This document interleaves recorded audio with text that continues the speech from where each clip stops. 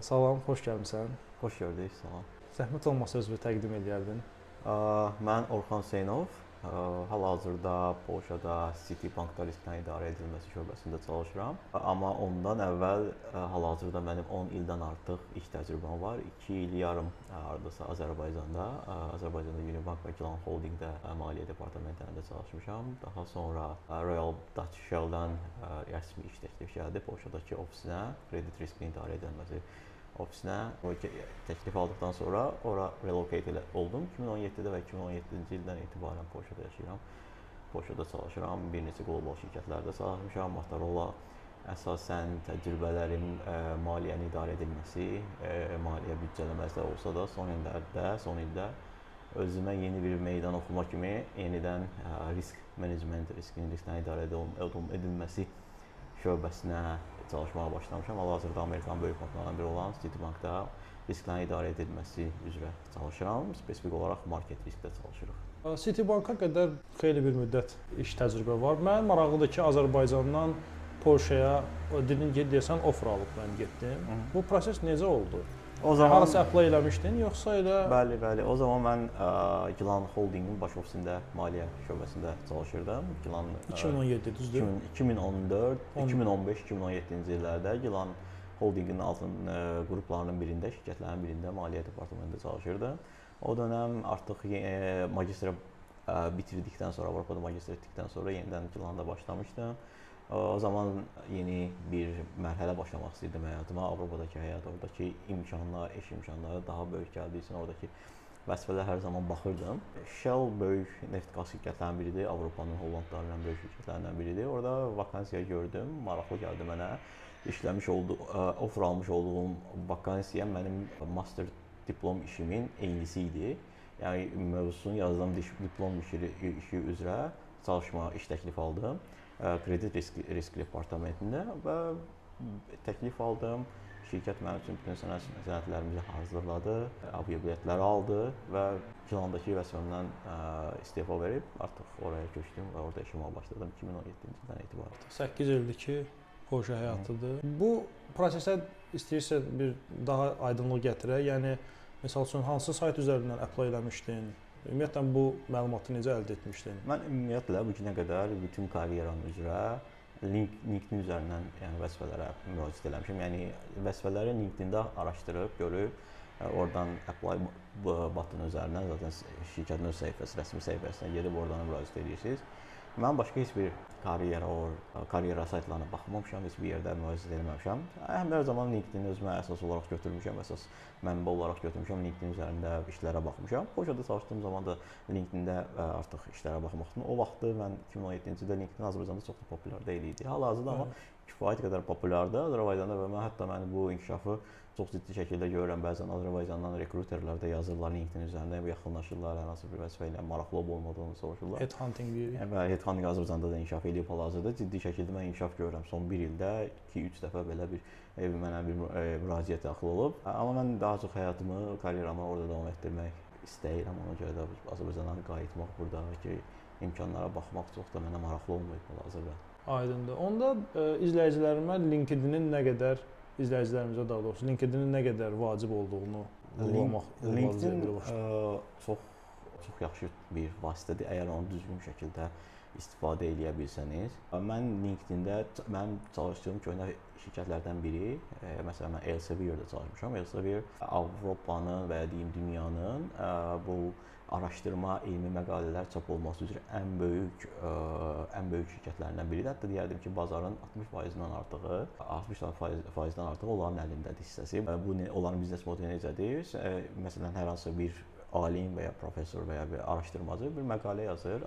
Bu məqalə gedir həmin portallar yoxlanılır. Bunlar database-dirlər yoxsa? Jurnallar orada database-də yığılır. Məsələn, sən elmi iş yazacaq, biz bu resource istəyirik və biz oradan subscription oluruq, Elsevier'ə ödəmə edirik və bunun sayəsində biz həmin jurnala access dediyimiz bunun əlçatan olur bizim üçün. Digər əsas mənbələr, məsələn, universitetlərin böyük kitabxanalar, Elsevier'də məsələn subscription alırlar və tələbələr pulsuz şəkildə kitabxananın laptoplarını istifadə edərək, kompüterlərini istifadə edərək orada PDF olaraq əldə edirlər və özlərini öz source olaraq öz elmi işlərində və ya hər hansı bir yazılarında onu istifadə edə bilirlər.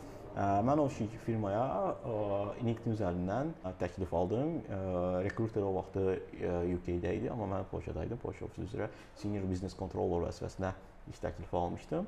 Belə deyim, mən Polşaya köçdükdən sonra yəni ayda ən azı 1 və ya 2 recruiterdən hər hansısa bir vəzifə ilə bağlı maraqlı olmadığımdan bağlı müraciətlər ala bilirəm. Yəni LinkedIn-i yaxşı elədikdə, xüsusən də Avropada istifadə edirəm. Mən deyim ki, Azərbaycanda da onun prospekti var. Məsələn, mən Azərbaycanda son 6 ayda 2 və ya 3 dənə müraciət almışam LinkedIn üzərindən. Yəni mən müraciət eləməmişəm, həmin rekruterlər də tanımırdım, heç bir şəkildə geçməsini görməmişdim, amma belə bir imkanlar verir. Əgər sizin profiliniz düzgündürsə, orada düzgün məlumatlar vermisinizsə, düzgün keywordlər var. O keywordləri orada yazmısınızsa, sizin ixtisasınız üzrə artıq oradan LinkedIn-də rekruterlər sizə çata bilirlər. Yəni LinkedIn-də CV kimi düzgün tərtib olunsa, rekruterlərin nəzərinə çatır. Mütləq şəkildə LinkedIn-də orada bir xüsusiyyət var. Siz məsələn tutaq ki, orada sizə 3 və ya səhv eləmirəmsə 5 sahə deyir, hansı sahəyə siz maraqlısınız deyək. Məsələn, financial controller, business controller, financial planning, finance business partner atıram. Və ya data engineer sizə hansı maraqlısa onları yazırsınız keyword və orada bir button var. Orada deyirsiniz ki, ancaq mənim bu sahədə maraqlı olduğumu və iş axtarmağa aktiv şəkildə iş axtardığımı rekruterlər görsün. Və orada siz hansı location istəyirsinizsə, məsələn siz Azərbaycandasınız, Azərbaycanı seçirsiniz və Azərbaycanda artıq bütün rekruterlər, məsələn data engineer axtaranda, məsələn search yerinə data engineer yazanda sizin profiliniz də onun qabağına gəlir. İndi qabağa gəlməsində birincilik artıq oradakı keyworddə, məsələn mən nə edirəm LinkedIn-də, məsələn mən tutaq ki, çalışmışam hal-hazırda risk managementdə çalışıram. Məsələn istifadə etdiyim toollar var, məsələn SQL-dir, Tableau-dur, məsələn Python-dur. Məsələn bunları niyə öz səhifəmdə belə məsələn mən LinkedIn-də heç bir şey yazmıram. Mən nə iş görmüşəm, onu çox yazmıram.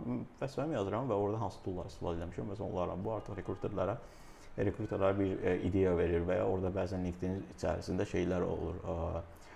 Quizlər, assessmentlər olur. Assessmenti keçəndə və səhv eləmirəmsə top 10-da və ya 15-də olanda sizə badge verirlər. Məsələn certified olmuş kimi bir şey olur. Məsələn məndə bir neçə certified olduğum şeylər var. Məsələn o da məsələn bir neçə dəfə məndə olub ki, rekruter mənə yazıb ki, məsələn mənə müraciət ediblər ki, sizdə bu badge olduğuna görə biz sizə bu vəzifəni təklif etmək istəyirik, intervyuya dəvət etmək istəyirik, əgər sizə maraqlıdırsa. Yəni LinkedIn Avropada çox işləyir və hazırda mən bilirəm ki, Azərbaycanda ciddi şəkildə populyarlaşmağa başlayıbdır. Bəli, elə son dediyiniz kimi də son 6 ay ərzində 2-3 dedin ki, iş görüşdə, yəni offer gəlib mənə. Adlarını səsləndirməyə yəqin ki, ehtiyac yoxdur, amma mən indi biz şəxsi danışıqda bilirəm ki, ölkənin böyük şirkətlərindən, top şirkətlərindən biri idi. Yəni müsbət haldır ki, biz də artıq müasir dövrə ayaq uydururuq. LinkedIn-in ciddiyyətini biz də anlayırıq. Digər sosial medialarla müqayisədə LinkedIn artıq həqiqətən də yəni biznes mühitdə çox ciddi bir rol oynayır. Hal-hazırda siz Citibankda çalışırsınız. Vəzifə nədir? Citibankda biz risklərin idarə edilməsi şöbəsindəyik. Risk reporting, yəni risklərin hazırlanması, bu dashboardların qurulması, analizlərin edilməsi əsasən bu vəzifədir və biz bu vəzifədə bir vəzifə qlobal vəzifədir. Yəni bizim portfeyimizdə həm Avropa, EMEA dediyimiz Avropa portfeyimiz var. Eyni zamanda biz Amerika var. Bizim əsas stakeholderlarımız traderlardır. Onlar həm Avropada var, həm Amerikada var. Avropada əsasən Londonda olurlar. Amerikada əsasən New Yorkda və ya digər ştatlarda, Texasda da ola bilər, fərqli ştatlarda da ola bilər. Yəni biznesin hansı dövrdə olduğuna asılı olaraq locationlar dəyişə bilər, stakeholderların olması. Bu digər oxşar sahədə olanlar üçün də məncə maraqlı olar. Portfeyl həcmi nə qədərdir? Bizdə Citibank çox böyük bir bank olduğu üçün bizdə məsələn məndə 1 trilyon üzərində bir məbləğ var. Təbii ki biz bütün idarə etmə bizdə olmur, bizim üzərimizdə də var orada. Yəni 1 trilyon dollar. Böyük olduğu üçün, yəni mən deyə bilmərəm ki 1 trilyonu da mən idarə edirəm, amma orada fərqli komandalar olur, böyük bir tim olur, məsələn bir tim üzərində məsələn bir data governance timi var, onların datalardan məsuldur və s. digər məsələn traderlərə yaxın olan risk menecerləri var, hansı ki onlar məsələn Londonda otururlar əsasən, onlar əsasən daha yaxın olur və ortada da biz oluruq məsələn biz həm traderlərlə yaxın oluruq, locationda traderlərin olduğu bölgədə risk menecerlərə yaxın oluruq, həm bu data tərəfinə baxırıq. Rol biraz həm texnikidir, bizdə rol həm texnikidir, çünki orada data sourcelarla işləmək var, dashboardlar qurmaq var, Tableau-da və ya Power BI-də. İş texnikidir, eyni zamanda da risklə bağlı anlayışları tələb edir. Çünki sən orada hesablamalar bilməlisən, exposure-lar necə hesablanır, oradakı gündəlik əsas metriklər var, onların indikatorları var, onları başa düşməlisən, onu hazırlamalısan, onu hər hansısa bir siqnal görəndə onu analiz edib başa düşüb onu bir yuxarı bir pillə üzəri və məsələn həmin locationda olan risk menecerlərə deməlisən ki, məsələn mən burada exposure çox görürəm, yəni burada bizim qəbul elədiyimizdən daha çox risk var, bunun səbəbi nədir? Və oradakı locationdakı menecerlərə dedikdən sonra, məsələn oradakı stakeholderlarla dedikdən sonra onlar gedirlər, onlar traderlarla, oradakı traderlarla bunu danışırlar və bunu riski necə azalda bilərik, onun haqqında məsələn söhbətlər başlayır, iclaslara giririk. Təbii ki, dövriyyət çox yüksək olduğu üçün risklər də çox ciddi məsuliyyətlidir. Yəni bizdə risklər, yəni dövriyyə çox böyükdür. Citibank nəzərə alsaq ki, dünyada 90-dan çox ölkədə fəaliyyət göstərir. Hal-hazırda məsələn hər hansısa bir tutaq ki, Middle East-də və ya baş verən bir hadisə bizə təsir edir. Çünki bu riskdir, bəzən investisiyalara təsir edir. Məsələn, hadisə commodity-lərdə məsələn qızılın qiymətidir, neftin qiymətidir, bunun artımı var. Məsələn, bizdə timlər, komandalar bölünür. Məsələn, commodity komandası var, market risk, şeyin içərisində rates var, məsələn, valyutalar, FX var, treasury var, fərqli komandalar var. Yəni bu dövriyyə çox böyükdür və 24 saat açıqdır. Yəni bizim əməliyyatlar 24 saat açıqdır. Yəni 24 saat hər hansı bir işçi var ki, orada support edə biləcək. Məsələn, bizim komandamızda bir nəfər Hindistanda var, iki nəfər Avropada var, 2 nəfər də Amerikada var. Nəzərə alsaq ki, Amerika ilə Hindistan arasında səfər eləməmişsə 9 saat yan fərq var. Yəni bu o deməkdir ki, biz hər zaman bir coverage saxlayırıq ki, kimsə olsun. Yəni məsələn Amerika log-off eləyəndə artıq Hindistanda 1-2 saat Hindistandakı komanda üzvümüz onlayn olur. İngilistəndəki komanda üzvü log-off eləyəndə işdən artıq işinin çox hissəsini gördükdən sonra biz onlayn oluruq, biz baxırıq, bizdən sonra Amerika baxır. Yəni belə bir paslaşıb 24 saatı doldurursunuz. 24 saat, yəni hər zaman o komandalar orada 24 saatda bir belə coverage olur. Nəzərə alsaq ki, son vaxtlar ümumiyyətlə qlobalda qızışma çoxdur da, yəni çox volatil bir dövrdən keçirik. Ümid edirəm ki, daha stabil bir zamana gələrik. Citibank belə deyək, məsəl üçün mən dinlədiyim qədər biz əvvəl də özümüz oturub bir söhbət eləmişdik. Mən dinlədiyim qədərindən Polşanın üzərində şirkətlərlə çalışmısan, həmişə elə başlanğıcdan olaraq Citibanka qədər. Bunun məsəl üçün hansısa bir böyük ehtimal ki, gənclərimiz də bu karyeranı təbii ki, istəyirlər, arzuluyurlar. Hamısı arzulanan şirkətlərdir. Biraz məsəl üçün onların müqayisəsindən və onların məsəl üçün recruitment prosesindən bəhs edə bilərik. Məsəl üçün Shell-də necə olub, deyək ki, Citibankda necə olub və yaxud Motorola'da necə olmuşdu? Recruitment prosesi əsasən necə olur? Şirkətlər məndə necə olub da əsasən? Mən LinkedIn üzərində hər hansı bir vəzifəni gördükdə onu analiz etməyə, mənə uyğundurmu, mən bu istəyirəmmi, mənim bu işlə bağlı təcrübəm var və ya mən bunu dəstəkləyəcək hansısa bir sertifikatlarım və yəni açıq olan bütün vakansiyalara göndərmirsən? Yox, göndərmirəm, qəti olaraq göndərmirəm açıq olan bütün vakansiyalara. Çünki mənim insan işləmədiyi, sevmədiyi bir sahədə işləyə bilməz mənə görə. Mən ona inanıram ki, sən xoşbəxt olmadığın bir sahədə heç vaxt işləyib uğurlu ola bilməzsən. Mən baxıram, əgər mənə uyğunsa, ondan sonra başlayıram araşdıram, şirkəti araşdırandan sonra müraciət edirəm. Müraciətlər necə olur? Əsasən şirkətlərin veb səhifəsindən olur. Ümumiyyətlə LinkedIn üzərindən, məsələn LinkedIn-də easy apply butonu var, hansı CV-ni təklif göndərsən. Məsələn mən onu heç vaxt eləmirəm çünki o mənə görə çox mənasız bir şeydir. Bu çox yaxşı bir point həqiqətən. Yəni mən çox da orada eləyən eşitməmişəm. Yəni ətrafımda tanışım çox olmayıbdı. Orada apply eləyəndə səni məsələn Shell-da mən necə olmuşdu, aparmışdı Shell-ın Workday və ya SuccessFactors olur. Məsələn oradan eləyirsən, şirkətin login edirsən, orada bütün dataları, məlumatları doldurursan və CV-ni ətək edib göndərirsən. Əsas orada diqqət olması şey CV-dədir.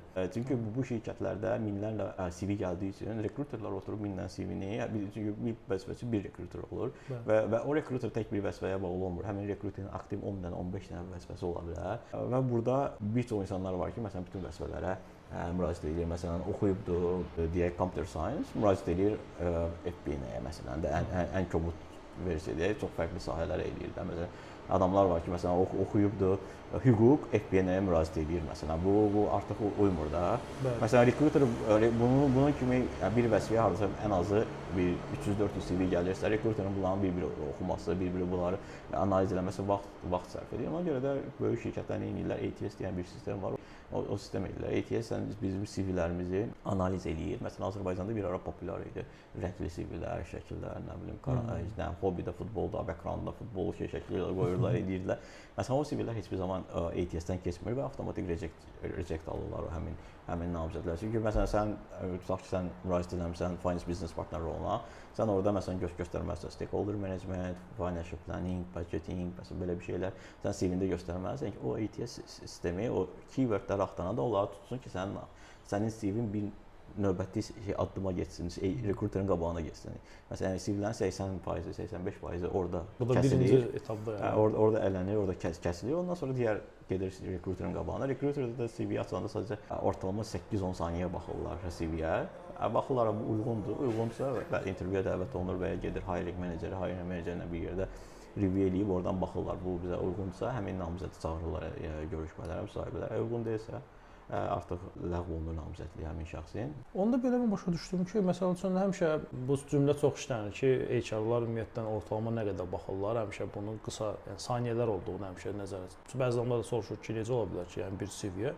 Deməli o birinci proses ATS-dən keçdiyi üçün artıq rekruter ona çox böyük bir vaxt xərcləmir. Çünki ATS biz 80% CV-ləri ləğv eləyir ATS. Və bununla da biz belə başa düşdüm ki, o içində uğurlu olacaq potensiallı nə qədər CV-lər də var ki, sadəcə olaraq düzgün yığılmadığı üçün, düzgün format olmadığına görə, şəxs düzgündür, amma prezentasiya düzgün deyil deyə kəsilirlər orada və sonra da məsəl üçün düşünürlər ki, necə oldu, filan kəs getdi, mən qaldım.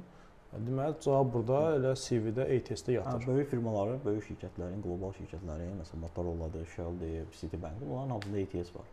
ATS-dən keçir, ATS-dən keçənlər gedir rekruter analiz edir, ondan sonra intervyuya gedir. Ondan sonra artıq bir neçə pillə olur məsələn. Bəzən görə bilərlər ki, məsələn, vəzifəyə müraciət edirsən, 5 dəqiqə sonra sənə imtina gəlir. Çünki bu ATS-dir, bəzən həftə sonu belə gəlir. Çünki bu ATS-dir. Çünki 24 il. Çünki keçə bilmirsən sistemi. Keçə bilmir. Məsələn, ona görə də CV-yə diqqət etmək lazımdır. ATS-dən sonra neçə mərhələ olur? Məsələn, Shell-də neçə oldu? Yəni bu eynidir mi mərhələ sayları, yoxsa dəyişir şirkətə görə? O şirkətdən şirkətə dəyişir, bir də vəzifədən vəzifəyə dəyişir. Əgər sən junior vəzifəyə müraciət edirsənsə, bəzən sənin texniki intervyuların olur. Məsələn, məndə Shell-ə müraciət edəndə məndə birinci texniki intervyu oldu. Texniki intervyunu keçəndən sonra hiring menecerlə intervyu oldu. Hiring menecerlə keçəndən sonra təklif aldım. Bəzən məsələn junior vəzifələrə, məsələn senior vəzifələrə müraciət edəndə birbaşa sən hiring menecerlə, məsələn biz hal-hazırda biz öz komandamıza Hindistanda işçi axtarırıq. Məsələn bizdə intervyu necədir? Birinci mənlə intervyuya girir namizəd. Mən intervyu edirəm, namizədin CV-sinə bir şeyin olduğunu daha çox biz demirik məsələn market risk nədir? Biz belə suallar vermirik. Biz daha çox veririk ki, məsələn CV-sinə baxırıq, deyir, məsələn adam deyir ki, məsələn CV-sində yazıb ki, mən falan avtomatlaşdırma eləmişəm və bununla da 4 saat işimi gündəlik manual elədiyim işi azaltmışam. Biz də namizəddən soruşuruq, sən nə etmisən, bizə bunu izah edə bilərsən? Çünki məsələn hal-hazırda CV-lər, uğurlu CV-lər achievement based olur. Yəni orada sən günlük günlük tasklar deyil də, sən CV-də sən iş yerində nələr qazanmısan? Məsələn, tutaq ki, sən büdcədə məsələn tutaq ki, sən 20 milyon büdcən var idi. Sən o 20 milyondan 2 milyon məsələn şey eləmisən, saving eləmisən. Məsələn, cost cutting eləmisən, hansısa bir proses inkişaf eləməklə və ya hansısa bir şey görmüsən ki, bu effektiv işləmir. Məsələn, orada sən onu daha yaxşı eləmisən və bunu CV-lərdə bunu CV-lərə qeyd edəndə nəinki məsələn götürüb job description-ı indi istədiyin vəzifədəki gördüyün məsələn ARA məsələn tutaq ki, account receivable entries belə şeylər yazanda təbii ki, o geriyə düşəcək. Amma sən orada daha çox məsələn Amma Azərbaycanda mən deyim ki, Orxan, demək olar ki, əksər CV-lər daily taskların yazılması ilə. Çünki Azərbaycanda CV-lər, çünki Azərbaycandakı şirkətlərdə də məncə tələbat elə işçilərədir. Məncə Azərbaycanda da az-az dəyişir artıq. Azərbaycanda da baxırlar, yəni əgər sən hər hansısa bir uğur qazanmısansa, yəni sən CV nə üçün sən hazırki və köhnə şirkətlərdə elədiyin uğuru və əldə etdiyin nailiyyətləri potensial sənin işə qəbul olmağı olduğun şirkətə satırsan.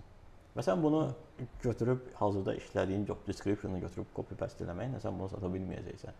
Yaxşı rekruterə sən bunu sata bilməyəcəksən. Yaxşı hiring menecerə sən bunu sata bilməyəcəksən. Məsələn bizim timdə mən nəyə baxıram? Mən baxıram ki, bu adamın məsələn hansı bir çətin prosesi sadələşdiribdir.